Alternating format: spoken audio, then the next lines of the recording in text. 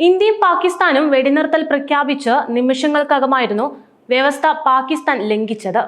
ഒരുപാട് അസ്വാരസ്യങ്ങൾ പരസ്പരമുള്ള രണ്ട് രാജ്യങ്ങളാണ് ഇന്ത്യയും പാകിസ്ഥാനും.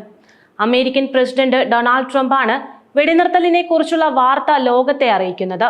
സൗദി സർക്കാരിന്റെ നേതൃത്വത്തിലും 2 ദിവസമായി അനുരഞ്ജന ചർച്ചകൾ നടന്നു വരുന്നുണ്ടായിരുന്നു. അപ്പോഴും ഇന്ത്യയെയും പാകിസ്ഥാനെയും സമാധാനത്തിന്റെ വഴിയിലേക്ക് എത്തിക്കാനുള്ള ചർച്ചകൾ നടന്നത് ഇരു രാജ്യങ്ങളിലെയും മുതിർന്ന ഉദ്യോഗസ്ഥരിലൂടെയാണ്. Director general of military operations നടത്തിയ ചർച്ചകളാണ് വെടിനിർത്തലിലേക്ക് എത്തിച്ചതെന്നാണ് പുറത്തുവരുന്ന വിവരങ്ങൾ. ഇന്ത്യൻ സൈന്യത്തിലെ മുതിർന്ന ഉദ്യോഗസ്ഥരാണ് DGMOമാർ.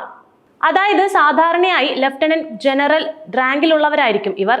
ഇന്ത്യയിലും അതിർത്തികളിലുമുള്ള എല്ലാ സൈനിക പ്രവർത്തനങ്ങളുടെയും മേൽനോട്ടം വഹിക്കാൻ ഉത്തരവാദിത്തമുള്ളവരാണ് ഇവർ.